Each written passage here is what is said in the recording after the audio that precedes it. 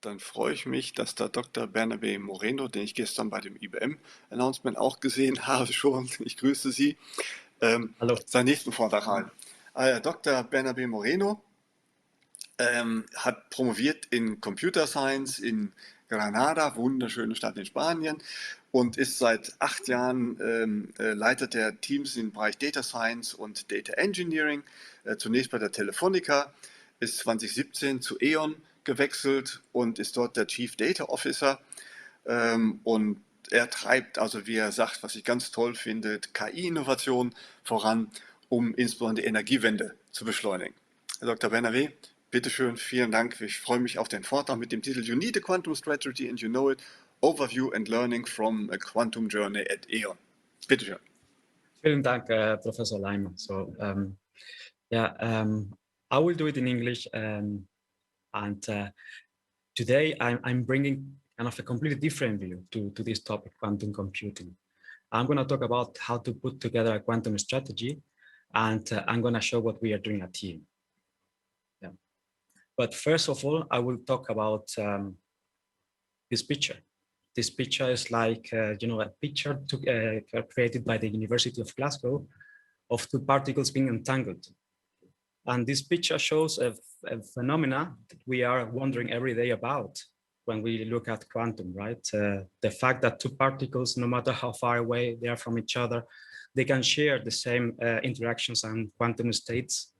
And even Einstein was wondering about that. And he used the term called spooky. He said, well, that's quite a spooky action at a distance.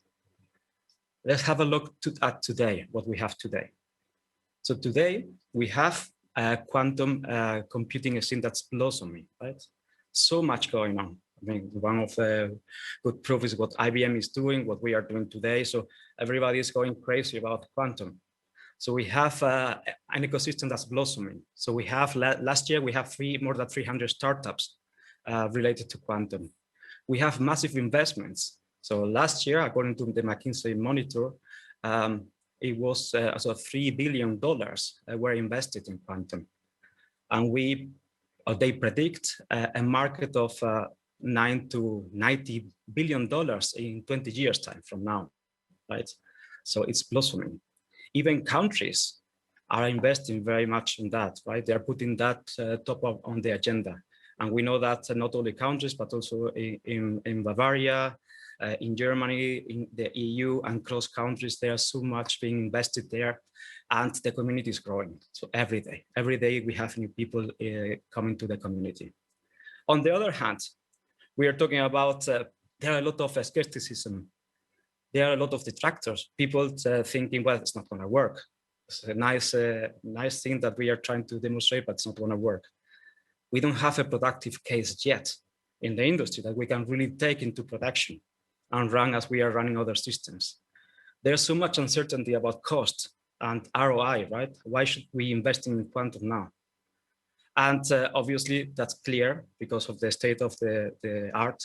We have a jungle of players with a lot of plans, and some of these plans, they are quite immature, and you don't quite know what's behind all of that, right? So for me, is the quantum spookiness to zero. So much investing, so much going on, so much traction and hype, so much uncertainty on the other hand, right? No, but something is clear. Probably all big companies, they are looking at quantum, and they are thinking of starting with quantum. Now, there are 3 ways of approaching that. Probably there are more, but let's take these 3. You can do it in a random walk manner, right? You start, you take opportunistic one case, and then you move on, and you see how far you are, right? And you let others move on, and you learn from others. It's fair. You can just be a more sophisticated and adopt a least resistance path approach. So you try to kind of overcome each and every obstacle that you have on your way, but you are not quite guided by a strategy. And the third one is what I'm preaching for today. It's like how to put together what we call a strategy guided quantum computing program, right? We need for that 6 elements or 6 principles. First of all, we need to align with a company-wide quantum computing approach. And we need a North Star to point, right? What we call vision and strategy. Second, there's nothing without the proper team. So we need to build and nurture, that's very important, a best-in-class quantum computing team. And we need to grow our own community. We call it team and talent, this dimension. The third one is like the mindset. Quantum is very immature. Quantum can raise a lot of questions. You need to prepare your organization to deal with a quantum computing mindset. We call it evangelize and mindset. Then you cannot do it alone. And in quantum computing, it's more clear than ever before, right? You need an ecosystem, you need partners, you need hardware, you need the technology. So you need a sustainable ecosystem for that. And then you need to define your roadmap with the cases and with the value behind. Without that, you just play randomly. So you need the backlog. And then last but not least, you need to put money on the table to finance your initiative, which is a big problem in many corporations, right? But you have a lot of fund money, so you need to kind of leverage that. Let me just deal with these dimensions. I know the font is quite small, but it doesn't matter. I'm gonna use my voiceover, right? When we talk about the North Star, it's really important to understand the why, right? There's many answers to the question, why quantum? But you need to make it explicit for your company, right? What does it mean for you, right? Next one, how do you want to measure that? And again, you have a lot of KPIs that you drive your company according to, like EBIT and many others, right? So how can you, for example, profit from the quantum advantage versus the baseline that you get from classic? And which other problems you can solve? I'm going to give you some examples later. And that's really important to start measuring that and start measuring the momentum. And the momentum can be measured by how you grow your team, what you create in terms of papers, patents, use cases, and so on. And something that's important, I will come to that later, is like the maturity level. So you need to understand when you reach the next maturity level for which you need to define that. Then sponsorship means that you need to put a face. You need to put a face in the border, who in the board of your company is behind quantum. You need a quantum owner and you need a quantum lead. So that's the initiative got faces.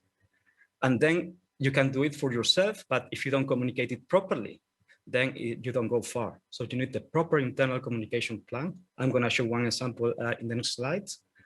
And you need the collaterals, the pack, and of course, it's really important to get also the communication outgoing to the company, to others, right, to the market.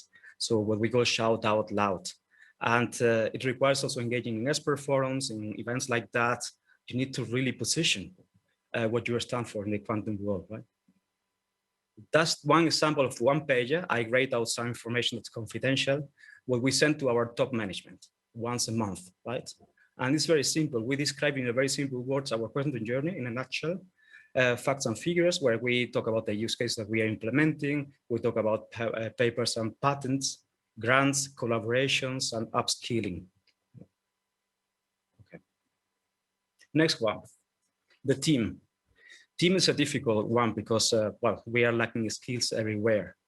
But you might wonder that in your company, if you are doing a lot of AI-related work, which I assume that corporations are doing, you might have a lot of people with background in quantum. Not a lot, but some. And you can really engage them and motivate them to really take up this new adventure. And of course, probably the best source, and I have a wonderful example with the LMO here I mentioned, is just you know, to engage with academia and to start creating master programs, to start creating PhD programs, so that students, they get exposed to your problems and they end up becoming employees, right? We have some success stories there. Then once you have your team, upskilling is very important. Quantum is evolving every day and new things are required to learn, right? One example was mentioned before, Qiskit. And what's really important is to standardize and standard quantum curriculum for everyone in the team, a baseline knowledge, and then you can specialize. You can have annealing specialist, you can have gates engineers, quantum machine learning specialists, hybrids, engineers, whatever, right? And the team needs a challenge always, what we call nurturing. Nurturing means that the team in isolation within the company is not gonna go far. They need to be exposed to challenges outside. They need to be exposed to other partnerships. They need to be exposed to experts. And they need a perspective, how they're going to grow as quantum experts. Evangelization mindset. One of the most critical questions in your strategy is like, where do you place the quantum team? They need enough freedom to experiment. They need enough funding. They need enough creativity. They need to be attached to business as well, because otherwise they're going to be solving toy problems. And they ideally, they know how to solve problems already in a classical way, so that we have some benchmarking, right? Typical placement, innovation team, disconnected from business. What we've done in E.ON, we've placed the quantum team within the advanced analytics department. They got exposed to the data, they have exposure to the business problems, they're solving problems away, classically. The next point is like the push to pull, what we call it. At the beginning, you need to push. You need to bring ideas and you need to engage with the organization in the hope that somebody is willing to help you work on a problem. When we talk about pull, it's like you've done your homework already, you've evangelized, everybody knows about that, and you start having people from the organization pulling your capabilities. Yeah, it's really important to start thinking of how to get to a pull, engaging with people all around, right? For which evangelization helps. And evangelization is just going and performing roadshows, explaining what quantum is, creating collaterals like FAQs, making quantum computing tangible for everybody. Because otherwise you cannot get acceptance and adoption. And acceptance and adoption works very simple, right? We are nature, we are human beings, and the best and the foremost, the most important question is like, what's in for me? You need to answer this question. When we talk about quantum, what's in for me when you go to a particular stakeholder, right? And there are personas that you can model for that. What's in for me being a CEO, what's in for me being the business manager, a technology manager. And what's important is like, once they have understood what's in for me, turn them into ambassadors. Multiply your efforts, right? Next one. Ecosystem. That's what you can get very wrong very easily because there's so much uncertainty. The hardware choice. Who should be your hardware provider, your technology provider? Which software do you rely on? How do you prevent vendor locking? Or which vendor locking is the most convenient for you, right? Do you go just annealing or do you go universal? So these questions, they need to be really thoroughly thought through. There are options that are very easy to adopt. You just go to the Anila and you do some kind of toy problems, but you need to understand if this strategy is going to take you far. So it's really important to spend time to do some benchmarking here. Academia partners, as I said before, it's so important that you have your network in the academia and you pull these talents early enough in the process. Startups. Companies now are buying quantum startups. So it's a good time to go and to create your own quantum startup and your quantum consultancy. So, but it's so important to due diligence them, not as you used to do due diligence startups, but putting way more emphasis on their dependencies on other technology players in the future and what's going to happen so in the next years, right? It's very uncertain at this point, but it's a good time. And something that I really enjoy personally, the problems we are trying to tackle with quantum, they're no longer industry specific. For example, we want to create beta batteries, right? And it's relevant for automotive, it's relevant for energy, it's relevant for many other industries. It means that ideally you are in a position of joining consortia where you work together in a problem when you go for a peer-to-peer cooperation. Okay, next one. That's probably one of the most disputed part of the strategy. How do you pull together your use cases? What do you want to work with quantum or attack with quantum? And there are two ways of looking at that. Either you go tech to business, which is you understand very well what quantum, which applications quantum can solve or which problems quantum can solve, and you try to map your problems onto that, or the other way around. You identify areas where you have big complexity, big problems that you are not solving today, and you try to bring them down to kind of the quantum advantage or the quantum requirements to implement them. In the end, you end up with a backlog, and you need to steer your backlog according to your ecosystem, the maturity, the business pressure, and the budget. and you need a delivery plan for that. That's, for example, the top 10 areas we've identified for the energy. We think in these areas, energy, quantum computing is going to have a massive advantage, right? It's going to kind of change the game. And we are focusing on three particular, right? Optimal energy procurement for trading and large-scale optimization and many others. Yeah, that's the typical way of, that's what we are doing with IBM, for example. That's the typical questionnaire on how to qualify a problem to be implemented in a quantum computer. You need to qualify all your ideas and problems, and don't have any regards just discarding problems. Is completely fine. Right? Just to show you some of the things that we are doing. So we've been implementing, as Professor Lyman said, hybrid approaches. For example, here for anomaly detection, where we are training kind of neural network so that the latent space is a quantum and we encode and decode in a classical space. And we are using, for example, quantum, so k-means to cluster predictive maintenance problems in a power flow. Or here, the vehicle-to-grid optimization, where we optimize the schedule while you charge and discharge your e-vehicle while you are having that static, so that the grid can profit from the energy of your battery and you can monetize that. Or here, where we are using kind of annealing-based optimizations to address problems in the peer-to-peer energy trading. For example, increasing the modularity when we partition or define the neighborhood for trading, or increasing the welfare of the trading procedures, or making sure that we increase the trade or maximize the traded value between sellers and buyers and the amount of trade. Yeah, let's talk about money now. Money is very important because, again, you invest in something that's not certain. So it requires a lot of imagination for your business to adopt it. Hence, we recommend to come up with a ROI, return on investment statement. It's very difficult because everything is uncertain. We recommend that you start making assumptions with what if. What if we had this problem solved? What if we had this gain versus the classic in this particular problem? And based on that, try to quantify the value, because otherwise you are kind of blind. And you can also tap to a lot of fundings, and it's so important that you create a really consortia so that you can approach these funding tools, and suddenly you can get half of your efforts funded by these particular programs. Important here is to separate where you want to retain the IP for yourself versus the IP that you don't care to be shared, right? Steer your costs.